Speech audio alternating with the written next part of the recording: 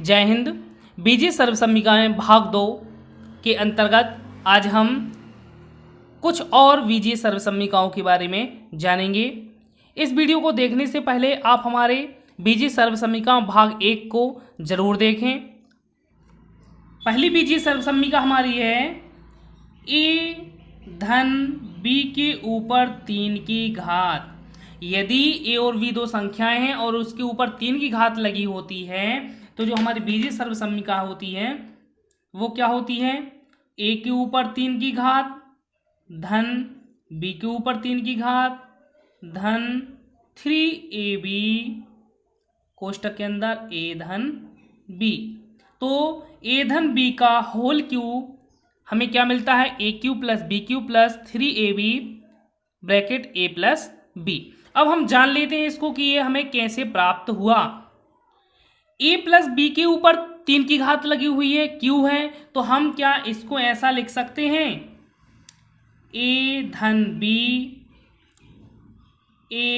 b का वर्ग लिख सकते हैं, क्योंकि हमें पता है आधार समान होने पर गुणा में घातें जुड़ जाती हैं, तो 1 और 2 3 हो जाएगा। यहाँ पर a धन b और a धन b का वर्ग हम पिछले भाग 1 में हम पढ़ चुके हैं। a वर्ग धन 2ab धन b वर्ग। हम बीजीय सर्वसम्मिकाओं भाग 1 की लिंक डिस्क्रिप्शन बॉक्स में है, इसलिए उस वीडियो को जरूर देखें। यहाँ पर हमने इसका गुणा करना भी सीख चुके हैं, तो a का गुणा होगा इसमें, फिर b का, तो हम करते हैं a का गुणा a स्क्वायर से a क्यू हो जाएगा प्लस 2 a का होगा तो a स्क्वायर इंटू b हो जाएगा plus a into b square plus अब b का होगा तो b into a square plus 2a into b square plus b cube. तो हमें क्या मिल जाता है? a का घन धन 2a का वर्ग इंटू b धन a b का वर्ग धन b a वर्ग धन 2a b वर्ग धन b के ऊपर 3 की घात b क्यू। यदि हम यहाँ देखें a के ऊपर घन b के ऊपर घन, चूंकि हमें ये प्राप्त हो गए। अब यहाँ पर हम देखते हैं a वर्ग b और कहीं है a वर्ग b, तो 2a वर्ग b और एक और, तो क्या हो जाएगा?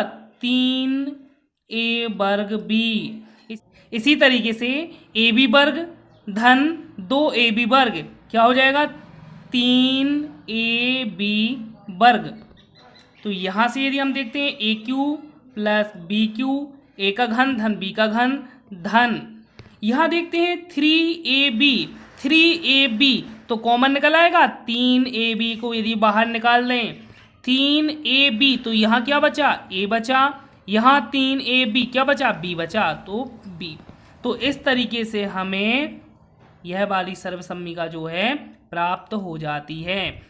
दूसरी सर्वसम्मिका है a ऋण b के ऊपर 3 की घात।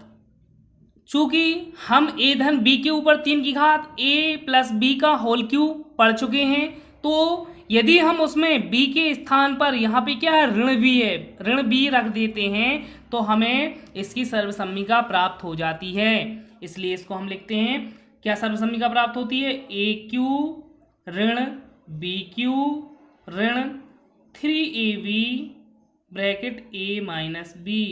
तो क्या होती है? एक ऋण b घन ऋण 3ab कोष्टक a ऋण b हमें प्राप्त हो जाती है। तीसरी हमारी सर्वसम्मिका है, यदि a क्यू धन b क्यू को यदि हम देखें तो तीसरी सर्वसम्मिका में हमें a cube plus b Q की वैल्यू सर्वसम्मिका हमें ज्ञात करनी है। तो हम इसको पहले ज्ञात करते हैं। चूंकि हम देख चुके हैं, चूंकि a धन b के ऊपर यदि 3 की घात लगी थी तो हमें क्या मिला था? a का घन धन b का घन धन 3ab कोष्टक a धन b। यहाँ पर देखो a के ऊपर 3 की घात धन b के ऊपर 3 की घात, तो हमें इसी की क्या करना है? सर्वसम्मिका को ज्ञात करना है। यदि हम इस वाले भाग को पक्षांतर कर देते हैं ए धन बी के ऊपर 3 की घात, धन का है ऋण का हो गया 3ab ए धन बी बराबर ए घन धन बी घन। यहां देखते हैं कि ए धन बी के ऊपर 3 की घात और यहां पर भी ए धन बी है। यदि हम यहां से ए धन बी कॉमन निकाल दें, ए धन बी को हमने कॉमन निकाल दिया तो यहाँ 3 की घात है, 1 निकल गया, क्या बचा ए धन बी का वर्ग बचा। यहाँ ए धन बी बाहर निकल गया, क्या बचा 3ab बराबर ए घन धन बी घन।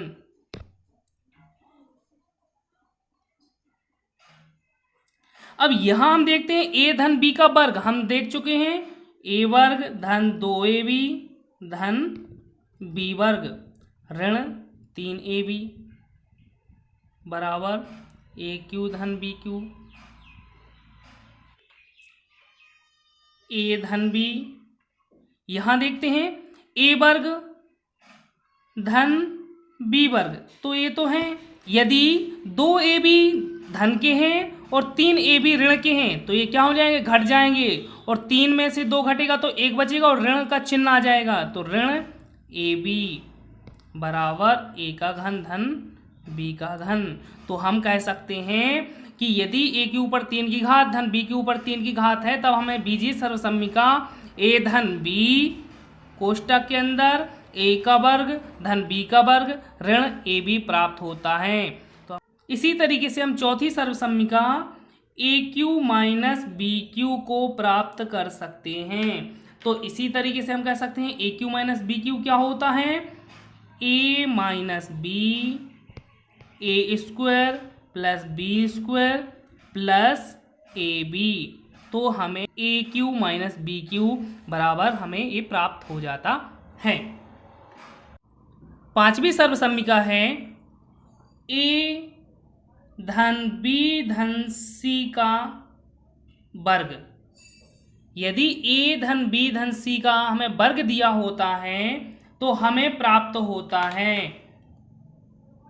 ए वर्ग धन बी वर्ग धन सी वर्ग धन 2ab धन 2bc धन 2ca। अब ये कैसे प्राप्त होता है, यदि हम इसको सीखना चाहते हैं तो जैसे कि हमने ए धन बी का वर्ग को हल किया था, इसको 2 बार अलग अलग लिख के, इसी तरीके से हम इसको 2 बार लिखकर उनका गुणा करके इसको हम प्राप्त कर सकते हैं। तो हम कह सकते हैं ए प्लस बी प्लस सी का स्क्वायर की जो सर्वसम्मिका होती है वो होती है ए वर्ग प्लस बी वर्ग प्लस सी वर्ग plus 2ab plus 2bc plus 2ca हमें प्राप्त होती है। छठवीं सर्वसम्मिका है a cube plus B cube plus c cube minus 3abc बराबर हमें प्राप्त होता है a plus b plus c into a square plus b square plus c square minus a b minus b c minus c a हमें यह प्राप्त होता है। हम इसको सिद्ध भी कर सकते हैं, तो हमें इसके लिए ए प्लस बी प्लस सी का होल क्यू वाला फॉर्मूला से इसको हम सिद्ध कर सकते हैं। यदि ए धन बी धन सी बराबर हमें 0 दिया हुआ होता है, यदि हमें ए धन बी धन सी का मान 0 दिया गया है तो इसका गुणा इस पूरे कोष्ठक से होगा तो क्या हो जाएगा, 0 हो जाएगा। यहाँ पर 3abc क्या है, माइनस का है, तो इसका हम पक्षांतर कर देते हैं। तो इस तरीके से हमें a cube plus B cube plus c cube equals to 3abc प्राप्त हो जाता है। तो हमें इन बीजीय सर्वसम्मिकाओं को बहुत अच्छे से पढ़ना है और उनको ध्यान में रखना है।